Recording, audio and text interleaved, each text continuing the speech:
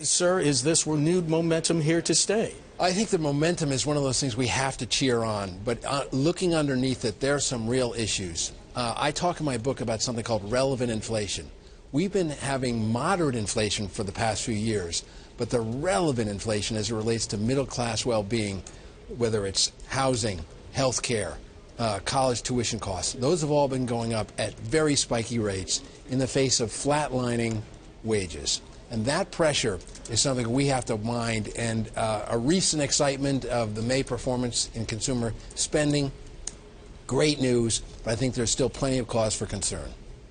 That cause for concern, is it because of stagnant wages? Is that what's holding the American consumer back? Well, unfortunately, we can't pay raise our way out of this one. What's basically going on, we have right now 4 million high-skilled jobs that are available and open and ready to be filled in this country, and we can't fill them. Why not? Because we have a skills gap. And one of the things we have to do is move heaven and earth to create better jobs. You know, the job report comes out with such frequency, but it leaves out the most important characteristic, which is the market value of that job. And that would be like the stock exchange say, we traded 1 billion shares today, but they didn't say where the market went up or down. So we're creating a lot of jobs, but they're low-wage, entry-level jobs. Those lack the multiplier effect that you love to see in a new job, where you hire me, and as a result of your hiring me, suddenly you need to hire a couple of other people to support me. Mr. Kiernan, does that multiplier effect also involve an increase in the minimum wage, a living wage? We see the city of Los Angeles taking steps toward that end, the city of Seattle. Would that help solve the problem, or at least would it be a temporary adjustment? Sure. We've raised the minimum wage 7 times since Ronald Reagan, and let's put it in a context, because sometimes that helps. There are about 145 million people working in America today. Of that 145 million, about 3 million are working at or below the minimum wage. So is it something that's helpful? Yes, your answer is that it's helpful. Is it necessary? Yes, it's necessary. Is it sufficient? Nowhere near sufficient. What about 2% of the overall? What about those who say it's a job killer? I think that it is very threatening to one particular group that we should be highly concerned about, and that's who I call NEETs. Imagine everyone in the city of Los Angeles, and then pile on top of it everybody in the city of Philadelphia. That's how many young people between the ages of 16 and 25 are NEETs, not in employment, education, or training right now. Can you imagine anything more daunting than being 22 years old and having no hope and no options? Sir, in your book, American Mojo, Lost and Found, you note 20th century remedies are being used to deal with 21st century problems. I'm reminded of what President Obama said about opening up relations with Cuba. We've been trying it for 50 years. It's not working. Let's try something different. Is that what you are seeing here? Why is that old paradigm still being used today? We have to think about it differently. I think you're spot on. Give you an example.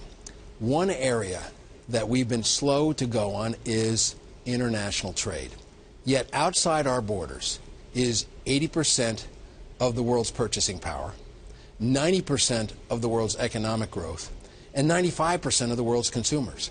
Our market is not enough to sustain the needs of our middle class. We profit best by serving this growing middle class outside the United States. Sir, I was going to say, how troubling do you find it when the conversation steers towards the middle class? We tend to make it a domestic issue. What would a resurgent global middle class mean? Well, I think one of the things you're hitting on that's very important, Mark, is that if you look out in the next 10 years, the OECD says there will be 1 billion more members of the world's middle class, 5 times the amount of people that are in the middle class in the United States. Who better than America knows how to serve the wants and the needs with products and services than the USA? Our future, the strength of our middle class, is inextricably linked to feeding that global middle class that you're talking about. That's the solution for us. Sir, last minute. There's a gender issue at play here, too. We're seeing lots of women graduate from college. They're going out armed with degrees. They are venture capitalists. They are entrepreneurs. They're starting their own businesses.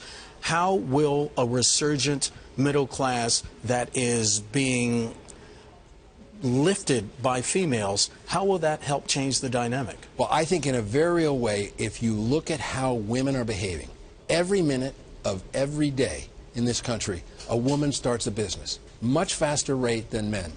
Now, it turns out that most venture capital, about 70%, goes to men and their companies. But if you look at how women are preparing themselves, you're right. There are millions more women in college than men today. About half of all graduate programs, women. And so I think if you're going to look for one of the real flex factors in rebuilding the middle class, women are going to be the point of the spear.